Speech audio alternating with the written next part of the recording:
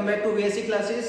आपको पता है जैसे कि हमारा वर्क एनर्जी एंड पावर चल रहा है और लेक्चर्स उसके आते जा रहे हैं, वीडियोस आते जा रही है। और पिछली वीडियोस में हमने क्या किया था, पिछली वीडियोस में हमने वर्क एनर्जी थ्योरम की थी, राइट। काइनेटिक एनर्जी के बारे में हम पढ़ रहे थे। काइनेटिक एनर्जी हमने क्या हुआ था ऑलरेडी पढ़ चुके थे, तो उसके बेसिस पे हमने वर्क एनर्जी थ्योरम की थी। और वर्क एनर्जी थ्योरम में हमने by constant and variable force दोनं फोर्सेस के अकॉर्डिंगली हमने वर्क एनर्जी थ्योरम करी थी, राइट। और अगर आपने वो वीडियोस नहीं देखी हैं तो first of all you have to go back and वो वाली वीडियोस देखो। तो देन उसके बाद हम आगे का टॉपिक आज हमारा पढ़ने वाले हैं, ठीक है, which is your potential energy. So what is potential energy? Potential energy क्या होता है? पोटेंशियल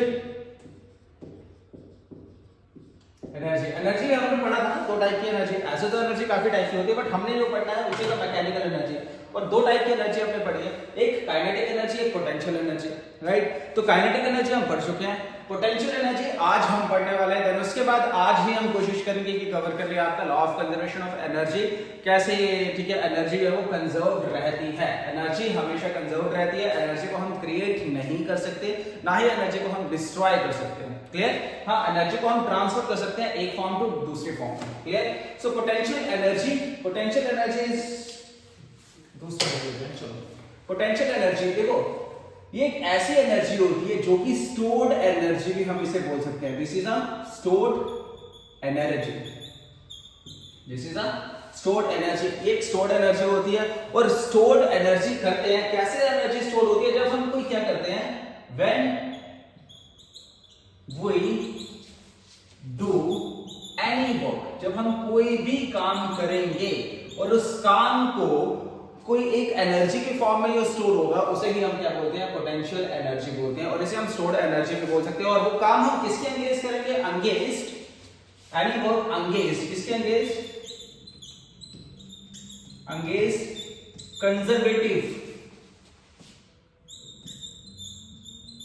कंजर्वेटिव फोर्सेस के अगेंस्ट हम काम करेंगे। कंजर्वेटिव फोर्सेस कौन सी होती है? जो कि स्टोर हो जाती है। फॉर एग्जांपल जैसे this one is a marker, right. Marker को मैंने क्या किया, यहां से पिक किया और यहां से पिक करके मैं ऊपर लेके आया, राइट। यहां तक मैंने इसे अभी तक होल्ड करके रखा है। जैसे ही मैं इसे छोड़ूंगा, ठीक है, जैसे ही मैं इसे छोड़ूंगा तो होगा क्या, ये नीचे जाएगा। अभी नीचे क्यों गया? ऐसी कोई ना कोई एनर्जी तो इसमें स्टोर हुई ना। मैंने यहां से ऊपर खींचा, ठीक है, ऊपर इसे मैं लेके गया। किसके अंगेंस्ट मैंने काम किया? ग्रेविटी के अंगेंस्ट मैंने काम किया। और ग्रेविटी के अंगेंस्ट काम किया, वही जो एनर्जी है वो इसमें स्टोर होगी। जो मैंने यहां से लेकर यहां तक मैं लेके गया ना, वो एनर्जी इसमें स्टोर होगी। किस फॉर्म में? ग्रेविटेशनल फोर्स, जो हम किसके अंगेंस्ट काम कर रहे हैं? ग्रेविटेशनल फोर्स के अंगेंस्ट काम कर रहे हैं। और वो जो एनर्जी है वो यहाँ पे स्टोर होगी। और उसी स्टोर्ड एनर्जी को हम क्या बोलेंगे? Potential energy. अब हम किसके अंगेंस्ट काम कर रहे हैं? ग्रेविटी के अंगेंस्ट काम कर रहे हैं। जब ग्रेविटी के अंगेंस्ट काम करेंगे तो हम बोलेंगे this is a gravitational potential energy. Potential energy basically ना नाम से पता लगे। पोटेंशियल हम बोलते हैं ना भाई, ठीक है, तेरे में कितना पोटेंशियल है। पोटेंशियल मतलब तो कितना काम कर सकता है। तो पोटेंशियल आया कैसे? मैंने एनर्जी को, इस मार्कर को मैं एक जगह से यहाँ पे लेके गया। अब ये मार्कर में कोई ना कोई एनर्जी स्टोर हुई है। जैसे ही मैं इसे छोड़ रहा हूँ ये नीचे आ रहा है, ठीक है। अगर इसमें कोई एनर्जी स्टोर नहीं होती, ये अपनी जगह पे रहता। फॉर एग्जाम्पल जैसे ये, ठीक है, नोटबुक है। इस नोटबुक पे मैंने क्या किया, यहां से ये नोटबुक ओपन की। ओपन करने के बाद इसे मैंने छोड़ दिया। ये अपनी ही पोजीशन पे है। वैसे ही अगर ये नोटबुक मैंने यहां से बंद कर दी, ये अपनी पोजीशन पे है, राइट। अगर मैं इन दोनों के बीच में एक स्प्रिंग लगा दूं, मान लो, अब वो स्प्रिंग के अंगेंस्ट मैंने काम किया, अंगेंस्ट काम किया, मैंने उसे प्रेस किया। अब वो एनर्जी स्टोर होगी। जैसे ही वो इलास्टिक एनर्जी में आएगी, ठीक है, एनर्जी स्टोर होगी। जैसे ही एनर्जी स्टोर होगी, अब मैं इसे छोड़ूंगा, ये वापस अपनी जगह पे आएगा, क्लियर। तो मतलब क्या है कि कुछ ना कुछ एनर्जी उसमें स्टोर हुई है, तभी तो वो क्या कर रहा है, अपनी जगह पे वापस आने का ट्राई कर रहा है, राइट। तो वैसे ही स्प्रिंग को मैं क्या करता हूँ, पुल करता हूँ। जैसे ही मैंने स्प्रिंग को पुल किया, अब मैं इसे छोड़ूंगा तो क्या होगा, एकदम से स्प्रिंग आगे आएगा। कोई ना कोई एनर्जी तो उसमें स्टोर हुई ना, तभी तो मैं छोड़ रहा हूँ, तो वो आगे की तरफ आ रहा है। अगर नहीं एनर्जी होती तो वो एज इट इज ही रहता। वैसे ही आप एक रबर ले लो, इलास्टिक ले लो। इलास्टिक को आप क्या करते हो, खींचते हो। आप उसे खींचा, जैसे ही खींचा वो वापस उसे छोड़ोगे, वो करते थे ना पहले वाले टाइम पे, रबर लिया और उसे हमने खींचा, भाई देखते कितनी लगती है और निशान बन जाता था। जितना जोर से हम खींचेंगे अनलेस उसकी पोटेंशियल के अकॉर्डिंगली कि वो कितना बियर कर सकता है, ठीक है, तो जितना हम जोर से खींचेंगे उतना ही ज्यादा क्या होगा, वो तेजी से आएगा। क्लियर, मतलब वो एनर्जी स्टोर होती है। तो हम ये बोल सकते हैं potential energy is basically what, potential energy is a stored energy. और स्टोर एनर्जी क्या, अब मैं इसको यहां से यहां तक लाने में मैं कोई काम कर रहा हूं, जितना मैं काम करूंगा और वही काम मेरा एनर्जी में स्टोर हो जाएगा इसमें, और वो मेरे पास क्या होगी, पोटेंशियल एनर्जी होगी। अगर इसकी डेफिनेशन आपको लिखनी है तो डेफिनेशन आप लिख सकते हो, डेफिनेशन। चलो पहले उससे पहले ये देख लो कंजर्वेटिव फोर्स। अब कंजर्वेटिव फोर्सेस ना, कंजर्वेटिव फोर्सेस आपकी तीन टाइप की फोर्सेस होती है। कंजर्वेटिव फोर्सेस, एक आपकी फोर्सेस होती है conservative, which is your gravitational force, gravitational force, जैसे मैंने ग्रेविटी में अगेंस्ट काम किया, ठीक है, और ग्रेविटी का कोई ना कोई फोर्स है ना, तभी तो वो उसे नीचे खींच रही है। Conservative force is a gravitational force, ठीक है। वैसे ही आपका elastic force, ELASTIC, elastic force is also your conservative forces. And आपका electrostatic force, electrostatic force is also your conservative forces. जितने भी फोर्सेस आपकी कंजर्वेटिव फोर्सेस है। अब अगर हम इन तीनों फोर्सेस में से किसी के भी अगेंस्ट काम करेंगे तो हमारा क्या बनेगा, अगर मैं ग्रेविटी के अगेंस्ट काम कर रहा हूं तो वो बन जाएगा मेरे पास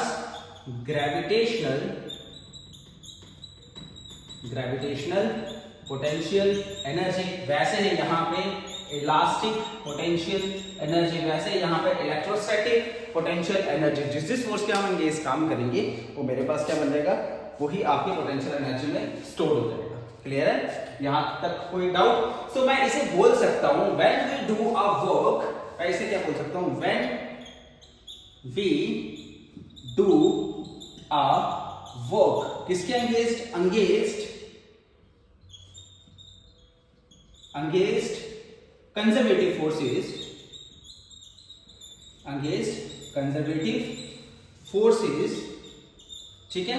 जब हम काम करते हैं किसी भी कंजर्वेटिव फोर्सेस के अगेंस्ट हम काम करते हैं, कंजर्वेटिव फोर्सेस या तीन फोर्सेस आ गई, तो जो काम होता है that particular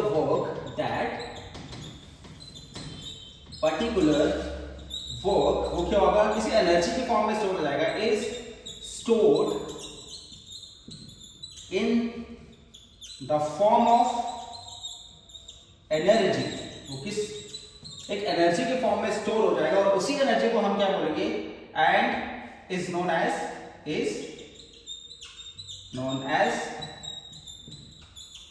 potential,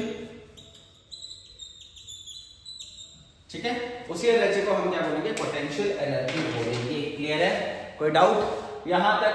so potential energy का पता लग गया। भाई पोटेंशियल एनर्जी क्या होती है, पोटेंशियल एनर्जी एक स्टोर्ड एनर्जी होती है। जो भी हम काम करते हैं किसी फोर्स के, किसी कंजर्वेटिव फोर्सेस के अगेंस्ट हम काम करते हैं, उसी फोर्स को मैं क्या बोलता हूं, पोटेंशियल एनर्जी बोलता हूं। वो एज अ एनर्जी के फॉर्म में स्टोर हो जाती है, वो हमारा पोटेंशियल होता है, ठीक है। जितना मैं काम करूंगा उतना उसमें पोटेंशियल ज्यादा बढ़ेगा, जितना मैं हाइट में जाऊंगा उतना तेजी से मैं फॉल करूंगा। क्लियर है, ओके। नेक्स्ट वन हमारे पास वो आता है, कंसेप्ट आता है, इसी केस में हमारे पास वो कंसेप्ट आता है। अगर मैं बात करूं पोटेंशियल एनर्जी के फॉर्मूले की, वेट इसे हम कर लेते हैं पहले रब। So if you are talking about the formulas of potential energy, तो पोटेंशियल एनर्जी का फॉर्मूला बनता कैसे, ये देखो। तो पोटेंशियल एनर्जी का फॉर्मूला होता है potential energy which is mgh। अगर मैं ग्रेविटी की बात कर रहा हूं, ठीक है, मैं किसकी बात कर रहा हूं, ग्रेविटी की बात कर रहा हूं, तो वो पोटेंशियल एनर्जी क्या होगा, mgh। ऑब्वियस चीज है, this m is the mass of the body, and this is acceleration due to gravity, this is acceleration due to gravity, and this one is height। अब आप एक चीज देखो, पोटेंशियल एनर्जी मास ज्यादा, potential energy ज्यादा, gravity तो constant ही रहती है, ठीक है। Acceleration due to gravity is a constant, and height अगर ज्यादा होगी तो भी पोटेंशियल एनर्जी क्या होगी, ज्यादा ही होगी। मतलब हाइट बढ़ाने से, मास बढ़ाने से, ऑब्वियस चीज है। अब मैं इसे ऊपर लेके जा रहा हूं, अगर मैं मान लो इसे 10 मीटर की हाइट पे लेके गया, अगर मैं इसे 10 मीटर की हाइट पे लेके गया और 10 मीटर की हाइट से मैंने इसे छोड़ा तो ज्यादा इफेक्टिव कौन सा होगा?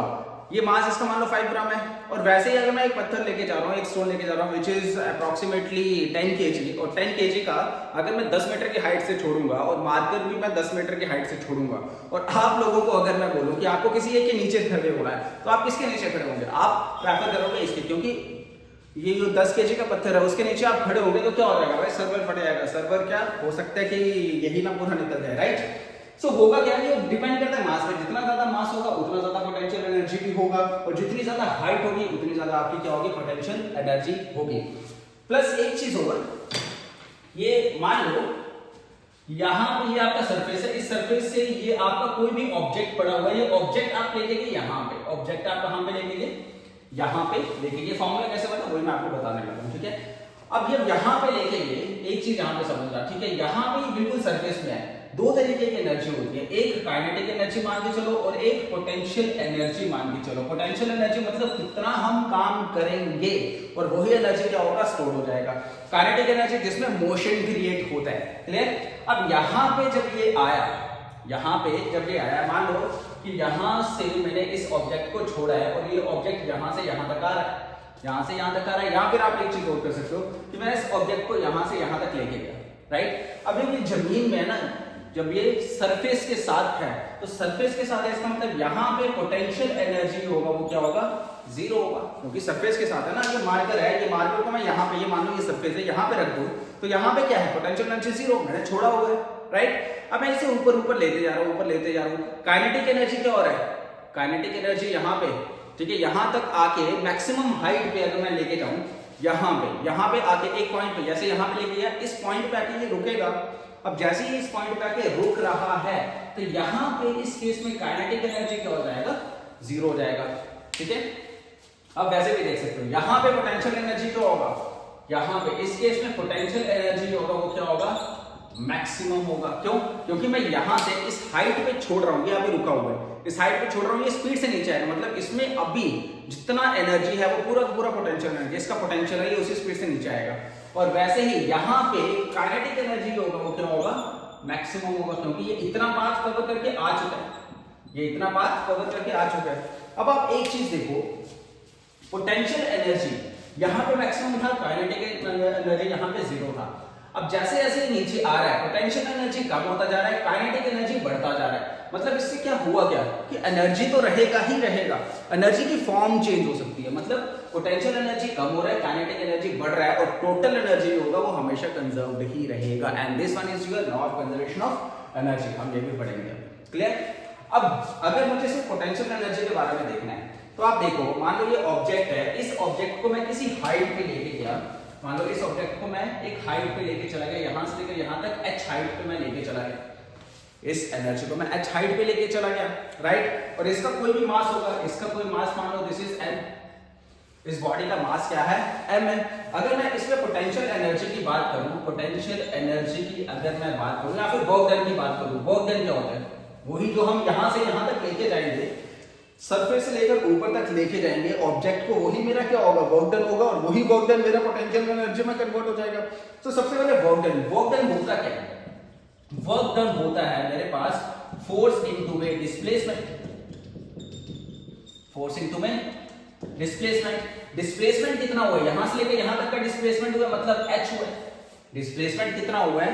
h हुआ है। फोर्स कौन सी लग रही है? फोर्स लग रही है ग्रेविटी के थ्रू, और वो जो फोर्स होती है वो क्या होती है मेरे पास? mg। वो फोर्स क्या होती है मेरे पास? mg होती है। यहां पे इसको मैं एक और वे में लिख सकता हूं, अगर मैं इसे ऊपर लेके जा रहा हूं, एंगेज द ग्रेविटी लेके जा रहा हूं, एंगेज द ग्रेविटी लेके जा रहा हूं, मतलब मैं ग्रेविटी के एंगेज लेके जा रहा हूं, तो उसमें डिस्प्लेसमेंट में एज अ माइनस ले सकता हूं, क्योंकि डिस्प्लेसमेंट क्या होती है? माइनस की हो रही है, क्योंकि ग्रेविटी के एंगेज लेके जा रहा हूं, ठीक है? सो वर्क डन जो होगा यहां पे वो क्या होगा? m। अब ग्रेविटी के एंगेज काम चल रहा है, तो ग्रेविटी के एंगेज काम चल रहा है, तो मतलब ये क्या होगा? Minus g। ये क्या हो गया? माइनस g, क्योंकि ग्रेविटी के एंगेज चल रहा है। तो ग्रेविटी क्या है? हम उसके बिल्कुल अपोजिट जा रहे हैं, तो डिस्प्लेसमेंट भी उसके अपोजिट हुआ, minus h। So w is equals to m minus minus क्या हो जाता है? प्लस। तो दिस इज gh, और यही वर्क डन जो होता है ये किसमें कन्वर्ट हो जाता है? एनर्जी में कन्वर्ट हो जाता है। This work done is converted into the energy, यहां पे लिख लेते हैं, this work done is converted into energy, और इसी एनर्जी को क्या बोलता हूं, known as potential energy. So इसे मैं लिख सकता हूं potential energy is equals to W is equals to mgh, mgh, ठीक है, mgh। अगर आपको इसकी कंसीडरेशन लिखनी है तो आप कंसीडरेशन लिख सकते हो, यहां पे आप कंसीडरेशन लिख सकते हो भाई। कंसीडरेशन क्या लिख सकते हो, चलो मैं यहां पे लिख सकता हूं, ठीक है, यहां पे लिख देता हूं, इसे आप फॉर्मूले को लिख लेना। कंसीडरेशन अगर मुझे लिखनी है इस वाले की तो मैं कंसीडरेशन लिख सकता हूं, कंसीडर, ठीक है, ज्यादा नहीं, हम ऐसे भी लिख सकते हैं भाई। अगर आपको पैराग्राफ में लिखना तो पैराग्राफ में भी लिख सकते हो, consider m is the mass of the body, और हमने क्या किया है, उस बॉडी को, ठीक है, नीचे से ऊपर तक उठाया। आप पैराग्राफ में लिखना चाहो तो पैराग्राफ में लिख सकते हो, ठीक है, लिख सकते हो। बट एक सिंपल से कंसीडरेशन भी आप ऐसे लिख सकते हो, जो जो आप ले रहे हो वो लिख लो। कंसीडर m क्या लिया हुआ, m mass of body, m क्या है, मास ऑफ बॉडी। और क्या लिया हुआ है, और आपने लिया हुआ है हाइट, h क्या है, हाइट या फिर डिस्प्लेसमेंट, ठीक है, कहां से लेकर कहां तक, इसे आप A पॉइंट मान लो, इसे आप B पॉइंट मान लो। डिस्प्लेसमेंट ऑफ अ बॉडी कहां से लेकर कहां तक, from point A to B, ठीक है, A से B तक। अब एक चीज और क्या लिख सकते हो, A पॉइंट पे, एट पॉइंट A पॉइंट पे अगर बात की जाए, A पॉइंट पे अगर बात की जाए, A पॉइंट पे मैक्सिमम क्या होगा, पोटेंशियल एनर्जी जो होगा वो जीरो होगा, काइनेटिक एनर्जी जो होगा वो क्या होगा, मैक्सिमम होगा। ये कैसे, मैंने आपको बता दिया भाई। यहां से अगर मैं कोई चीज छोड़ रहा हूं, यहां पे अभी ये रेस्ट पे है, तो पोटेंशियल एनर्जी इसमें मैक्सिमम, काइनेटिक एनर्जी जीरो, क्योंकि मोशन नहीं है अभी।